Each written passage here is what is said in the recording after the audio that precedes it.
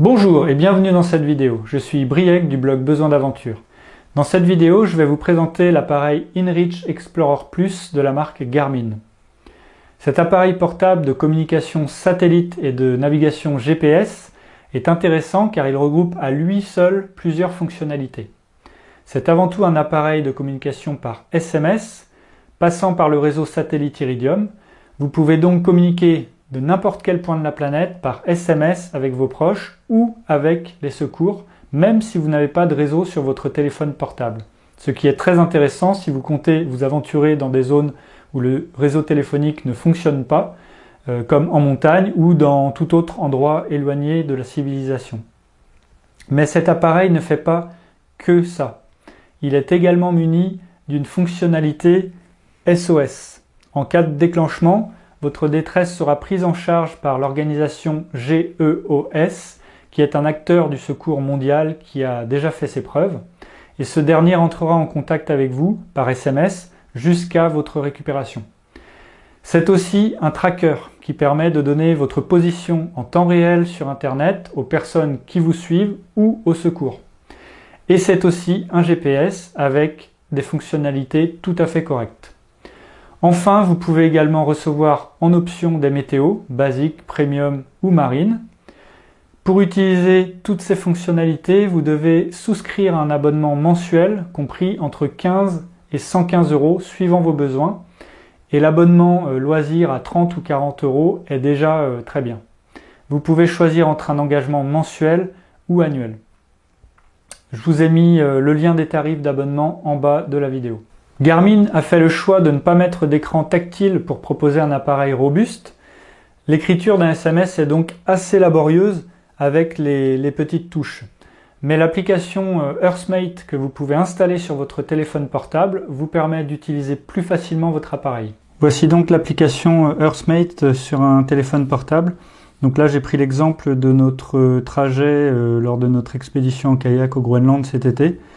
Donc on a fait un point de suivi pendant toutes les navigations. Et donc là vous voyez que notre trajet passe sur la côte.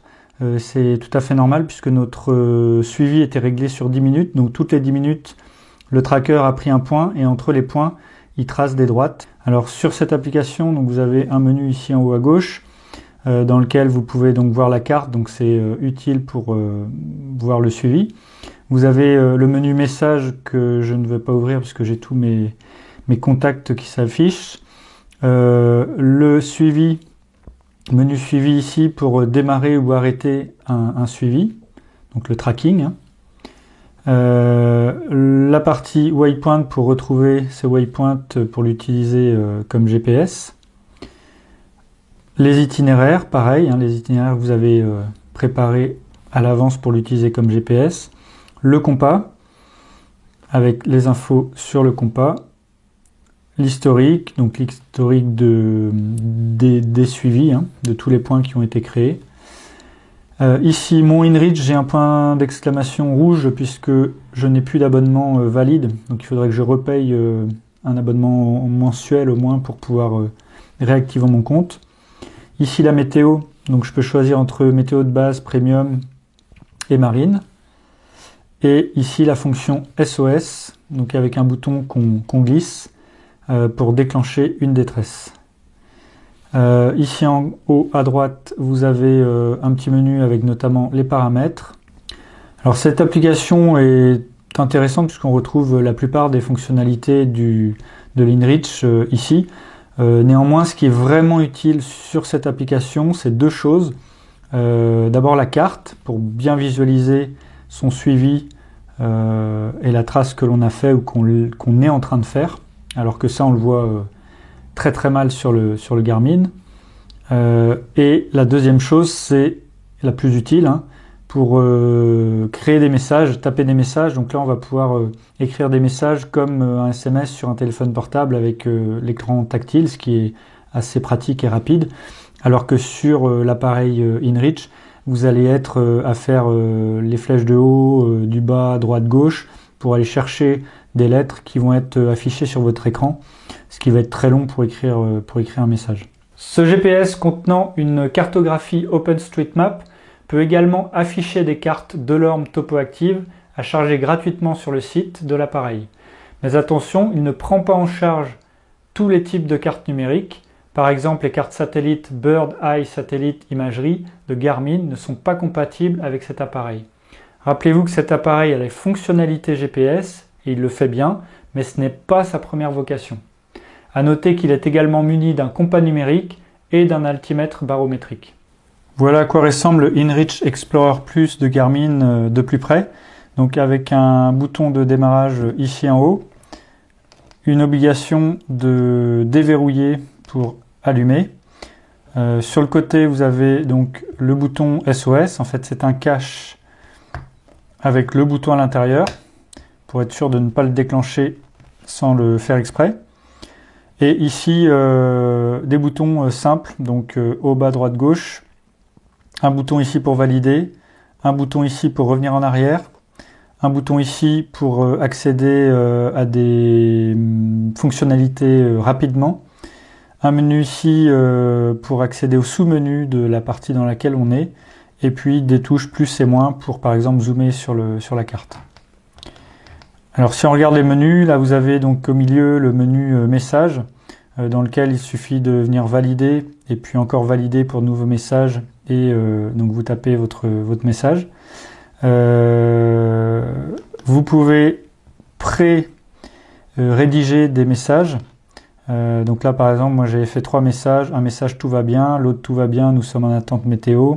Et troisième, nous venons d'envoyer une alerte de détresse, etc., etc. Donc on met ce qu'on veut, on le prépare à l'avance. Ici, la boîte mail pour vérifier si on a reçu des messages ou pas, donc pour faire un transfert de données. Ici, donc le suivi, donc pour démarrer le tracking ou l'arrêter. Ensuite, en dessous ici, la carte. Donc pour accéder à la carte, donc je peux zoomer sur ma carte, me déplacer avec ma petite flèche. Alors c'est pas très rapide, c'est pas très pratique, c'est pour ça que la carte sur l'application Earthmate est quand même plus facile. Mais donc vous avez donc votre carte. Donc en dessous ici vous avez la fonction compas. Donc si je tourne mon appareil, le compas va bouger. Ici, la partie activation. Donc là, je devrais activer mon compte puisque je n'ai pas d'abonnement. Ici, la partie météo pour demander une nouvelle position, demander une nouvelle météo. Ici, la partie itinéraire ou ici, la partie waypoint, donc pour utiliser l'appareil en tant que GPS. Donc là, j'ai pas grand chose dedans pour l'instant. Ici, l'info sur le trajet. Donc pour l'utiliser comme GPS, il va vous donner le temps de trajet, la vitesse, la distance, etc., etc. Et ici la fonctionnalité SOS, à n'activer évidemment qu'en cas de détresse.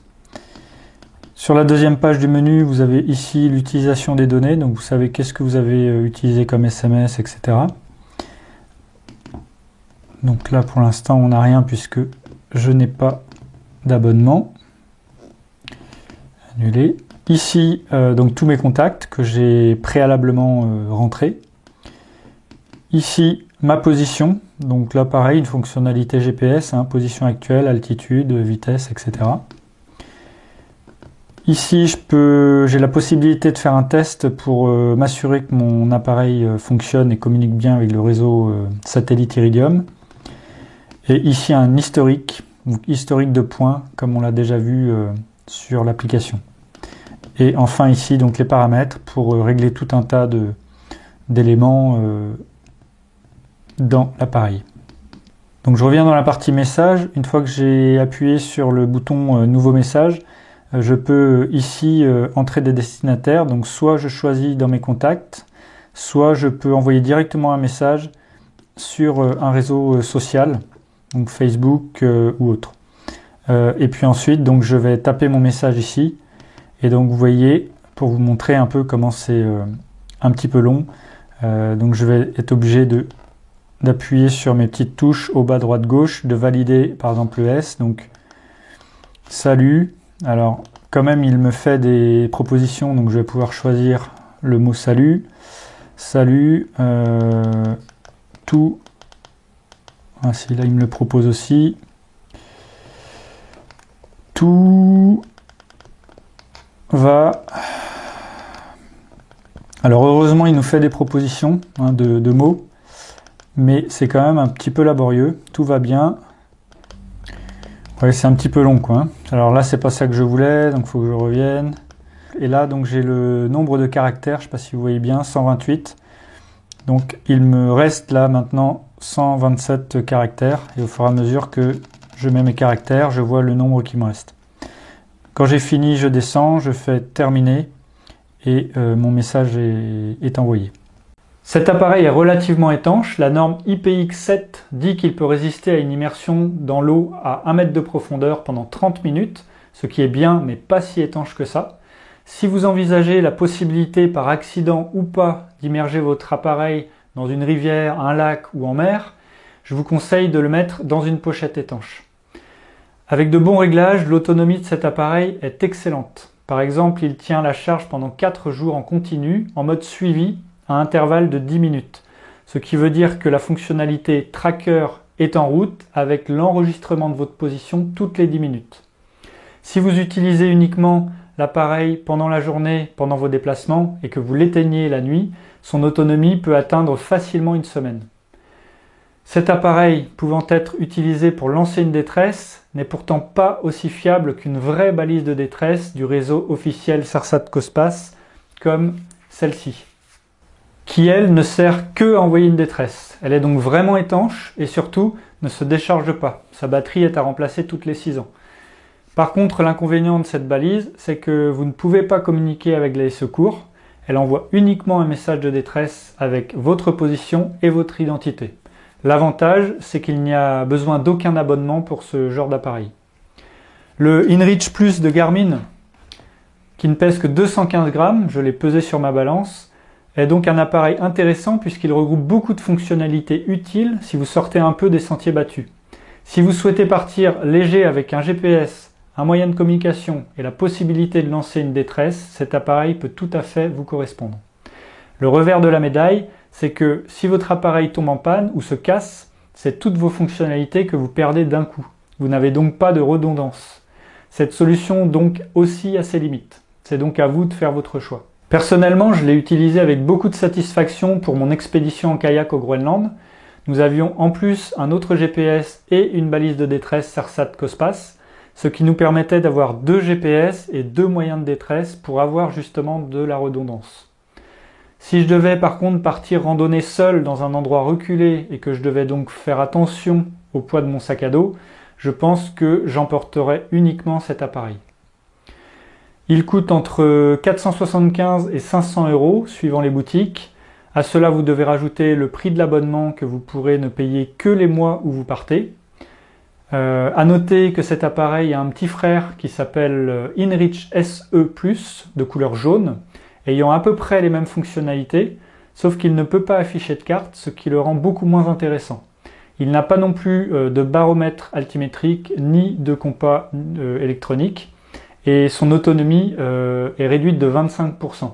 Je trouve donc que malgré ces 50 € de moins, le SE+ n'est pas vraiment pertinent.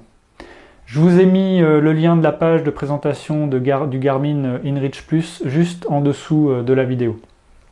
Si vous avez aimé cette vidéo, cliquez sur le pouce juste en bas et surtout partagez-la si vous pensez qu'elle pourrait aider d'autres personnes.